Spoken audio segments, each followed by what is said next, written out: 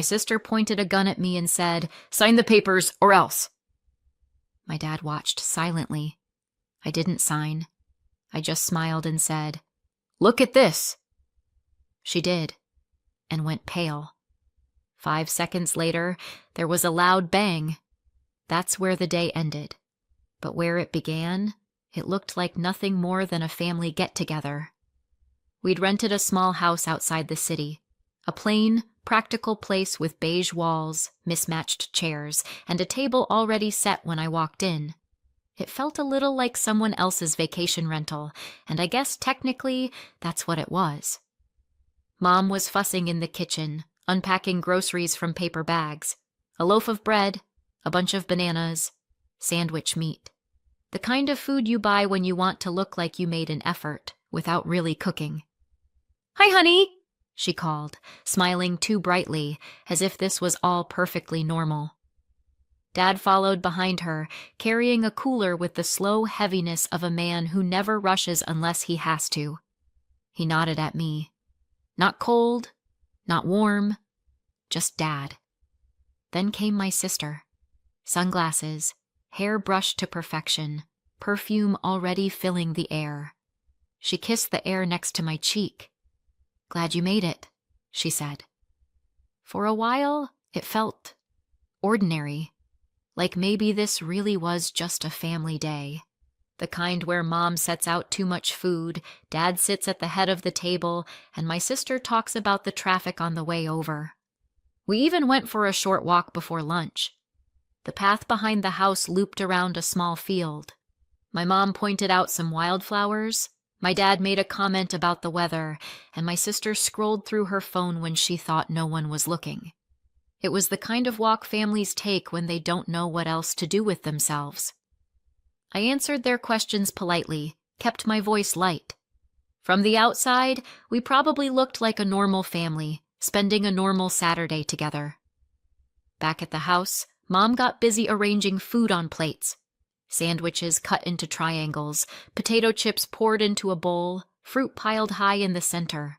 She always overdid it, even when there were only 3 of us. "Eat something," she said, pushing a plate toward me like it was her mission. "I already ate," I said. She laughed it off, but I saw the flicker in her eyes. She wanted everything to look perfect, even if it wasn't.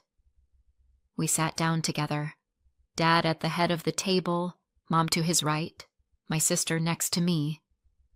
For a while, the only sounds were forks and glasses, the kind of silence you don't notice until you realize no one said a real thing in minutes. Then my sister spoke, light and casual, as though she'd just thought of it. "So, are you going to do something fun with the inheritance?" The word landed like a stone in a still pond. My mom looked down at her plate. My dad took a sip of water. My sister's eyes stayed locked on me, too bright, too fixed. I shrugged. "I haven't decided yet." Her smile twitched. "You've got options at least. More than the rest of us." Dad cleared his throat. "Family should share," he said softly. "It's the right thing." I sipped my coffee. "We'll see." Mom jumped in quickly, changing the subject. Asked about my apartment, my work. But the mood had already shifted. The inheritance sat at the table with us now, heavier than the food, louder than the silence. We ate a little more. My sister made small digs disguised as jokes. Dad mostly stayed quiet. Mom kept asking if I wanted more fruit. Then, after a pause long enough to make the air feel stiff, my sister pushed her plate away and smiled. "Come with us," she said. "We want to show you something." Her tone was light, but something in me tightened. Dad stood. His chair scraped the floor. He didn't meet my eyes. They led me down the hallway into a spare room. No pictures, no decorations. Just a table, 2 chairs, and a stack of papers waiting in the middle. "This will make everything simpler," my sister said, sliding the papers toward me. Dad stood near the door, arms crossed, silent. I sat, picked up the first page. legal words stacked neatly across the paper. I flipped to the second, then the third. My breath slowed. It was a waiver, a document stating I gave up all rights to the inheritance and transferred everything to them. Not a share, not even a split. Everything. I let out a dry laugh. Are you serious? You actually expect me to sign this? My sister didn't flinch. It's what he would have wanted. Really? I asked. Did he send you a memo? Dad's voice was sharp. Don't be difficult. It's not difficult, I said. It's ridiculous. The pen sat waiting on the table. My sister nudged it toward me. Let's be adults, she said. We can do this quickly and with dignity. Dignity? I raised my eyebrows. This is daylight robbery, with stationery. Her face flushed. You don't deserve it. Maybe not, I said, but I'm not signing it. Her chair screeched as she stood. Sign it. No. The word hung there, bigger than it should have been. My dad's eyes narrowed. You'll regret this. I looked back at him calmly. I regret showing up. And then, in one smooth motion, my sister reached into her bag and pulled out a gun. The room went silent. Even the hum of the lamp seemed to cut out. From the kitchen, my mom's voice floated down the hall.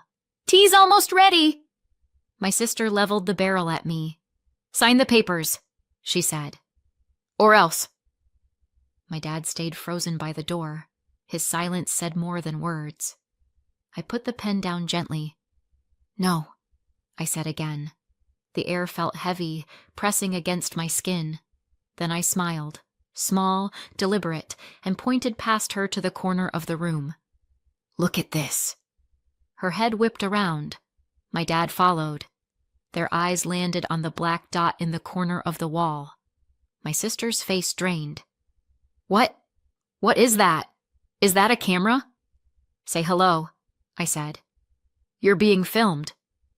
She spun back toward me, panic flooding her face, then back to the lens. You can't, she stammered, but stopped. The gun shook in her hands. She raised it toward the camera. Her voice cracked. Turn it off. Can't, I said. It's working fine. Her eyes darted from me to the lens, desperate. She pulled the trigger. The bang ripped through the room. Mom gasped in the kitchen, dropping a spoon. The camera stayed standing, its little red light still glowing. My sister's eyes widened, confusion written all over her face. My dad stared at me, pale and speechless. I sat still, calm on the outside, everything else tight inside. And the camera kept watching, steady and unblinking. If you want to understand why that day with the gun happened, you have to go back a bit. I grew up in a family where I was the middle child, which already tells you most of the story. I wasn't the golden firstborn, and I wasn't the baby who could do no wrong. I was the one in the middle, the one who got lost in the shuffle. So I made noise. That was my role. If I couldn't get noticed by being good, I'd get noticed by being bad. I was the kid climbing fences, sneaking out at night, jumping off sheds with an umbrella to see if it would slow me down. I wasn't suicidal. I just liked the rush. I liked knowing I was doing something I shouldn't. In a weird way, it was the only time I felt alive, because at least then someone had to look at me. If I came home bleeding, at least my mom had to put down her magazine. If I mouthed off at dinner, at least my dad had to look at me. That was the bargain. I learned early on that bad attention was better than no attention at all. My sister hated me for it. She was older, the responsible one, the one my parents bragged about. She thought I was an embarrassment. Maybe I was. But she didn't just ignore me. She went out of her way to remind me how much better she was. Perfect grades, perfect friends, perfect smile. And then, behind closed doors, she'd twist the knife. Why can't you get it together? No wonder they don't trust you. My younger brother was different. Not exactly close, but he saw me. He'd sit with me, roll his eyes at our parents, and sometimes even cover for me when I did something stupid.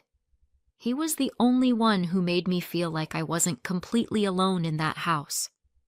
By the time I was 18, I couldn't take it anymore. I packed a bag and left.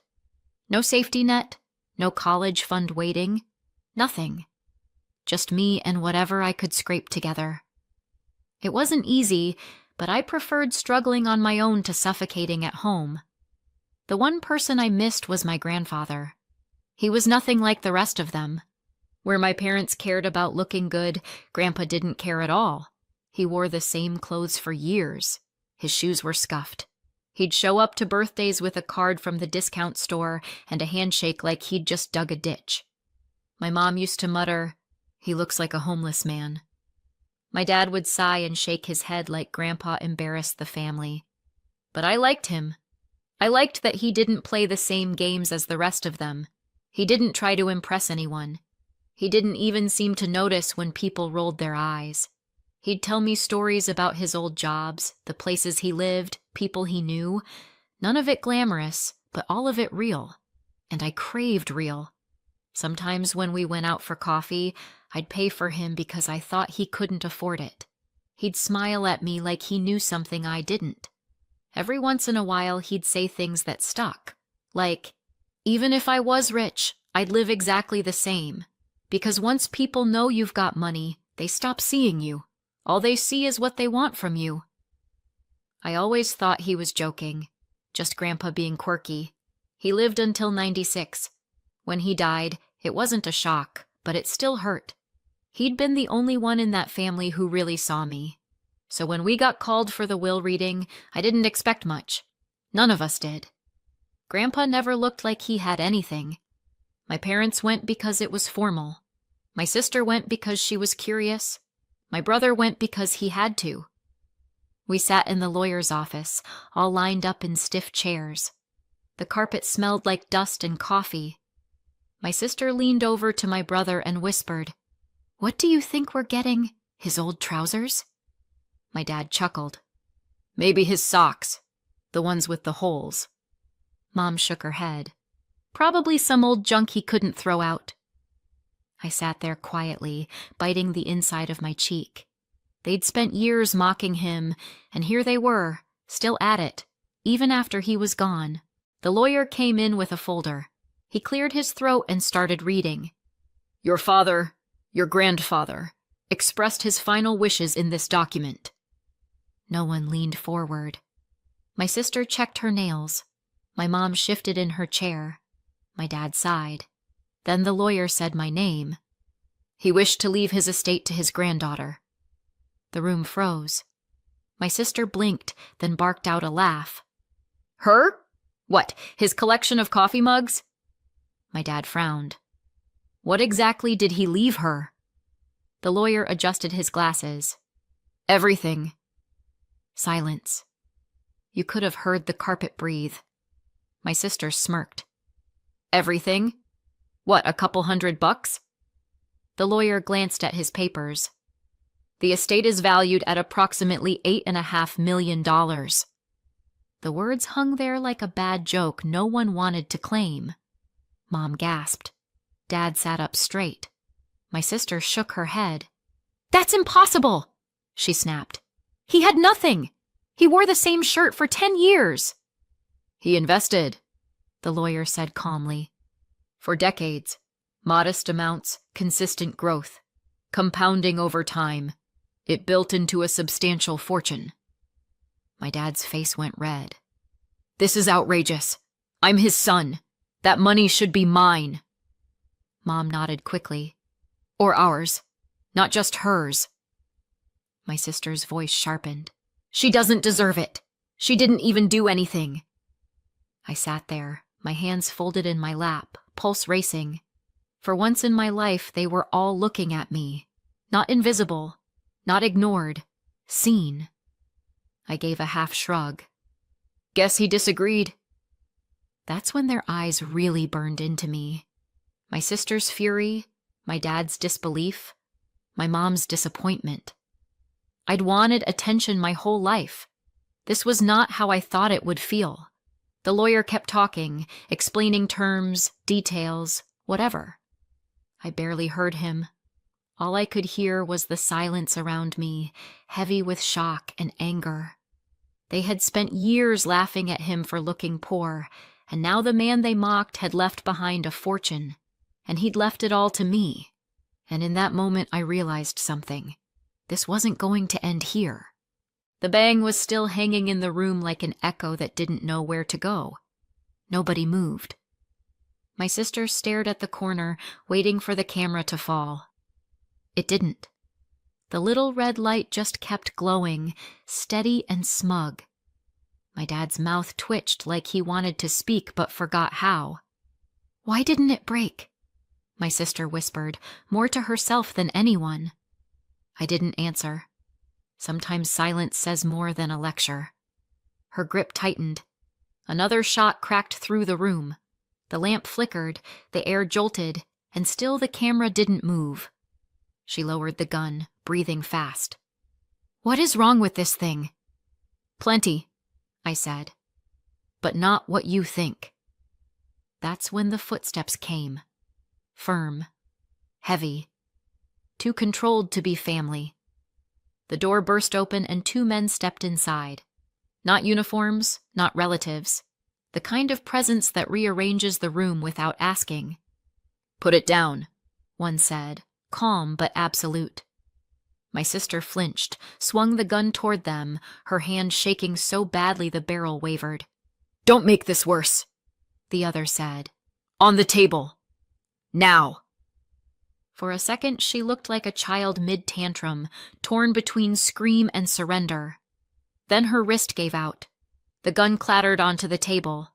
One guard snatched it away, slid it out of reach, and cuffed her hands quick and clean. The other put a steady hand on my dad's shoulder. He froze.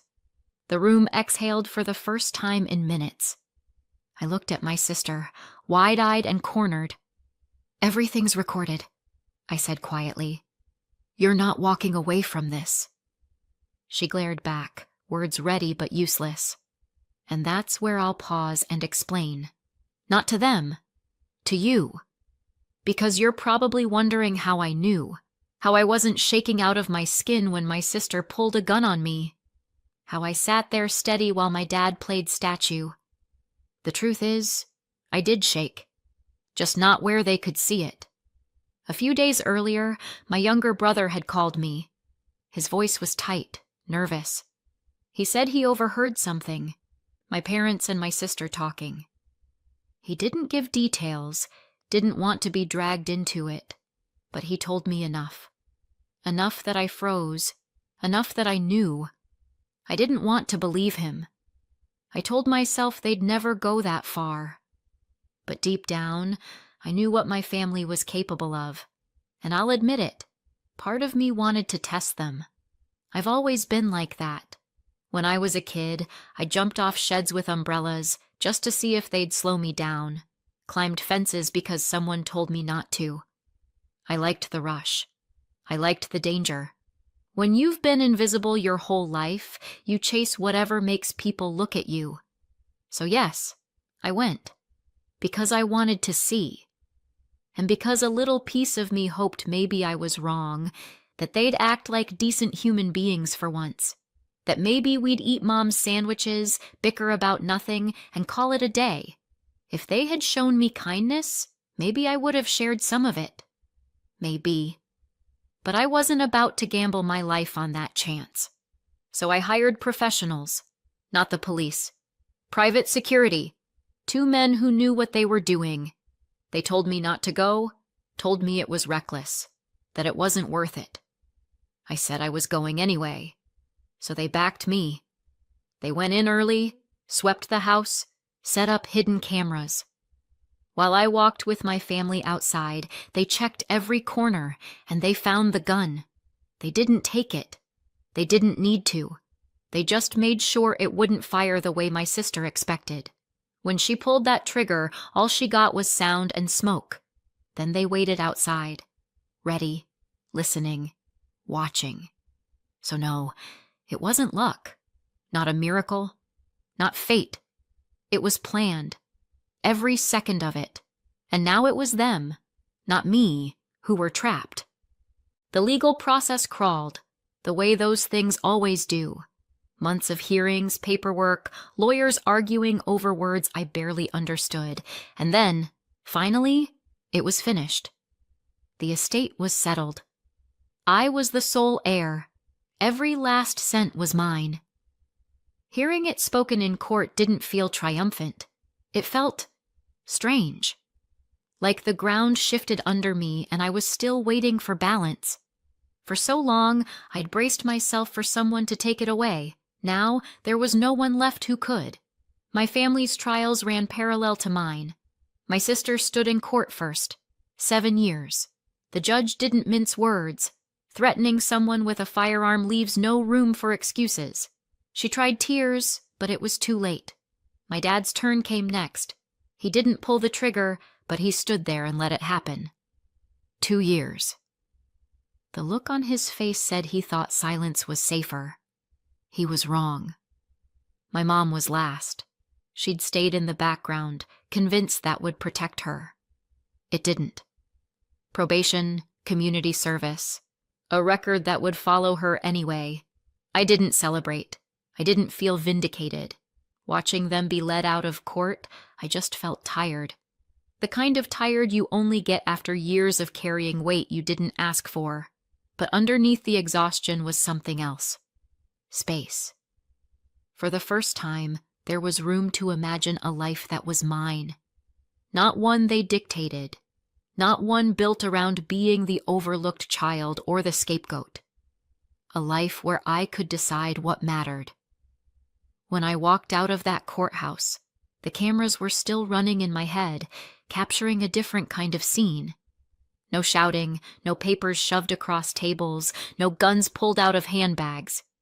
Just me, stepping forward, with nothing and no one holding me back anymore.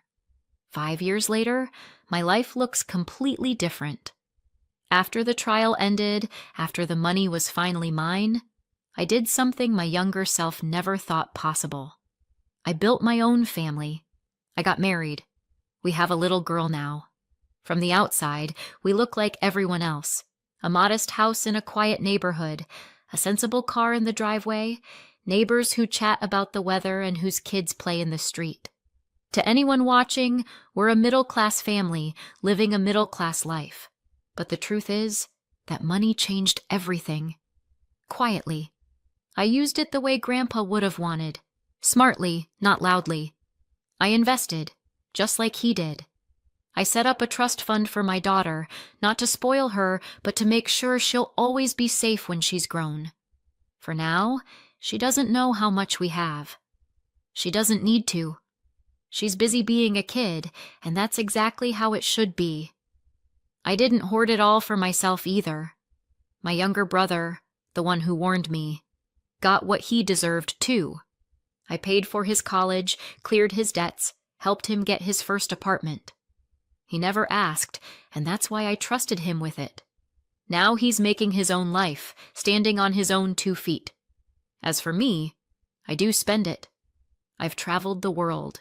Italy, Japan, even the Maldives. I've stayed in beautiful hotels, eaten food that still makes me smile when I think of it. I buy comfort when I want to, freedom when I need it. But when I'm home, I dress simply. I shop at the same grocery store as everyone else. To the outside world, nothing looks unusual. That's the way I like it, because I finally understand what Grandpa meant. If people think you're rich, they'll only ever see the money. If they think you're ordinary, you get to live free. I still chase a little adrenaline now and then, skydiving, scuba diving, climbing mountains. But I do it safely. I've learned how to feed that part of myself without breaking everything else. At the end of the day, I don't need strangers to see wealth on me. I need my daughter to grow up safe,